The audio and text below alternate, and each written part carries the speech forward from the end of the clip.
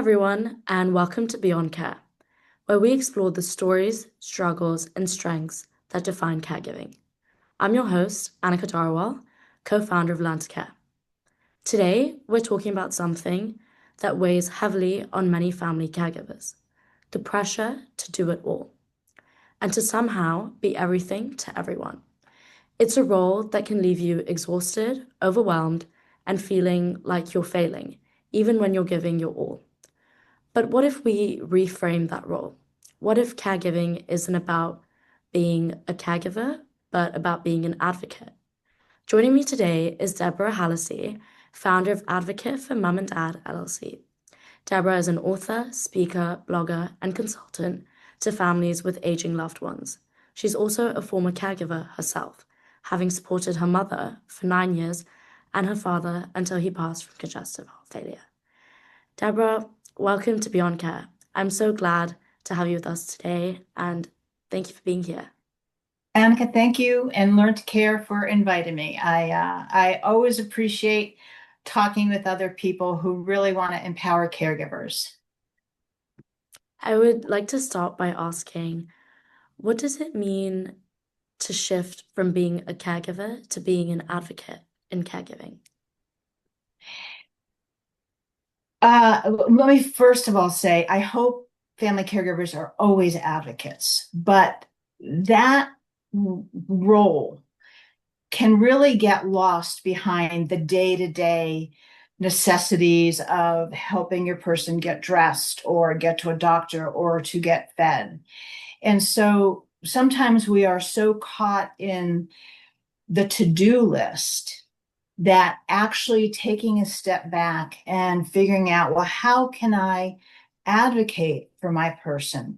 And certainly we do it when we go to doctor's offices, right? Like we're keeping up with what's going on and we're asking questions and all that. But it's not just the doctor's office, it's day to day. And I also think caregivers need to advocate for themselves. And we are the worst at doing that, in all honesty. Yeah, I agree with that. I think the point of caregivers, especially advocating for themselves, is important because when you're caring for someone, sometimes you pour all your energy into them and then completely kind of just put yourself to the side. Yeah. It's easy to do. It's Yeah. easy to do. And what are some practical ways caregivers can begin stepping into advocacy while letting go of the impossible expectation of saving or fixing everything? Oh gosh, I think the first thing, in all honesty, is learning to give yourself grace. And by that, I mean nothing is perfect in caregiving, nor will it ever be perfect, no matter how hard we try, no matter who we talk to, what we try and put in place. Things are going to break because of something that happens that day or a new diagnosis or whatever it is. And so I think the first thing is kind of just giving yourself grace and understanding that it's not going to be perfect. And so, how do you then go ahead and you know, in, not try and fix everything so that it's 100%. I think that part of it is but what really helps is a routine. Okay, as much as you can have a routine, especially if you are caregiving for someone with dementia. And then just recognizing and that you have to be flexible because not every day, but many days, something is going to happen, and what you had planned on doing or what you had hoped to do is not going to happen. Um, you know, Things like you need medication and it's not there yet, right? So, Mhm. okay, how do I do that? And it's kind of also, I think, recognizing that you're not perfect either. We hold ourselves up to this standard of having to be perfect because we want things to be perfect for the person we're caring for. A, we're not perfect. And B, it's never going to be perfect because things change and break all the time in caregiving. And kind of just building on that, how can caregivers work on setting boundaries that allow them to fulfill their role without burning out or losing themselves in the process? if caregivers don't set boundaries, they will in fact burn out and lose themselves in the process. That is just the bottom line. It's not an easy thing to do, in all honesty. But one of the things that I talk to caregivers all the time is kind of knowing what your hard limits are, whether it's with a family member, the person you're caring for, or someone out in the community, and being open and honest and just being real about what you need. When I was caregiving for my mom, I came up with this formula for setting a boundary, okay? Because we oftentimes set that boundary when we're frustrated or angry, which means we start with you should, you never, right? And that is just going to turn the person off completely. So it's take a step back, maybe don't set the boundary right then, and then you start with an I statement. I'm overwhelmed, I'm exhausted, right? Putting it on yourself. And then you want to give them a reason. It's like, okay, I'm exhausted. Can we change something in our nighttime? I need to change something in the nighttime routine so it's easier for me. Or I'm whatever it might be. But the key to this, Annika, is you never end with them being able to answer yes or no. You always end with an open-end question or a choice, because then you have a place to negotiate. And that works whether you're setting boundaries with the person you're caring for, which we're bad at and we need to do. It works with family members. It works with people in the community and everyone. I like the idea of like leaving a more open-ended question rather than yes or no. I feel like that's like a good technique for people to keep in mind. Oh yeah, because if you get a no, where do you go? Yeah. That's like digging yourself in a deeper hole. It is. And then you're more angry and frustrated. It's like, okay, we can put it here or here. Mm-hmm. Right. And then it's like, okay. And sometimes you have to like convince them they want to do it. But even so, it's not a no. And how does reframing the role as advocate help caregivers manage tough emotions such as guilt and grief in a healthier way? I personally think that it is not the day-to-day tasks that make us ill. Mm-hmm. It's the emotions around those tasks.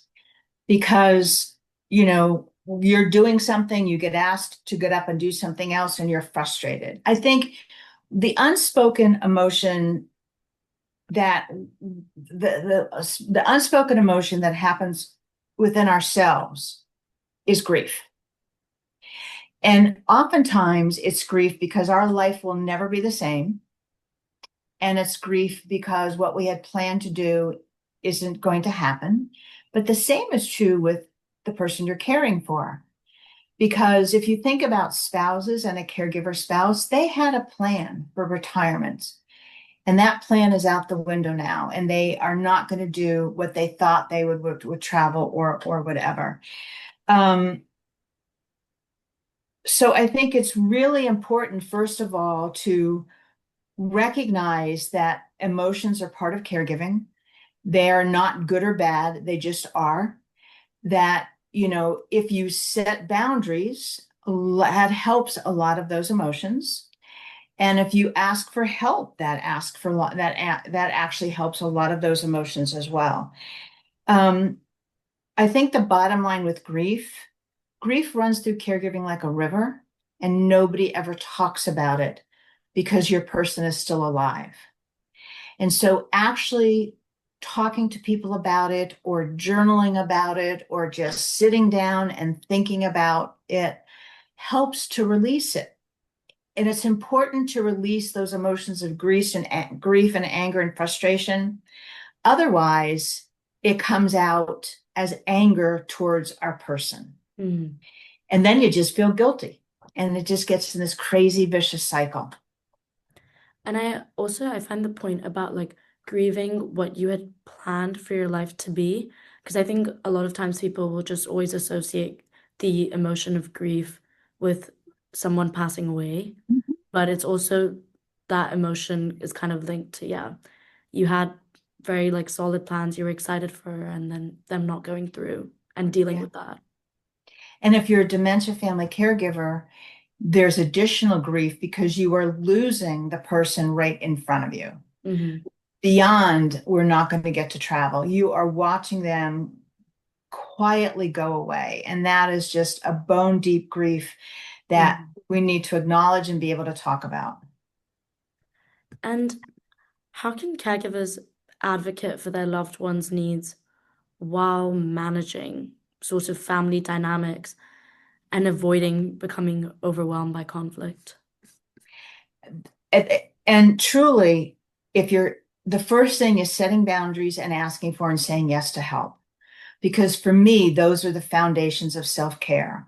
Without those, you can't ask anyone to do anything.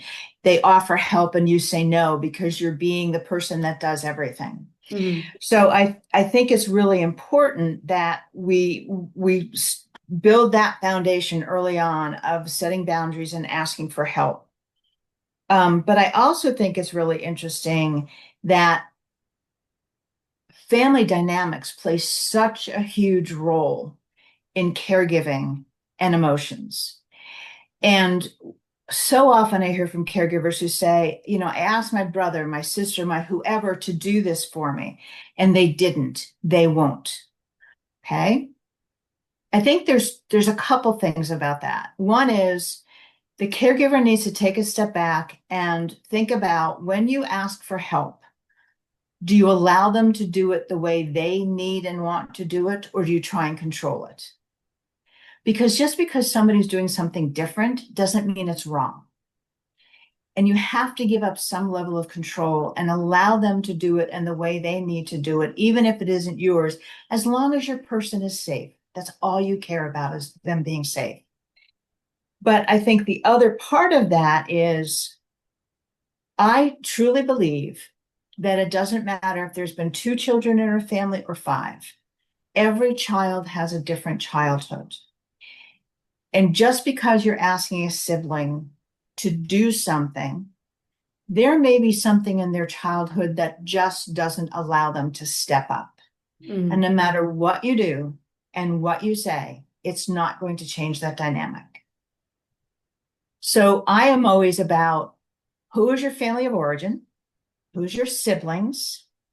Who can help? What's the best job for them?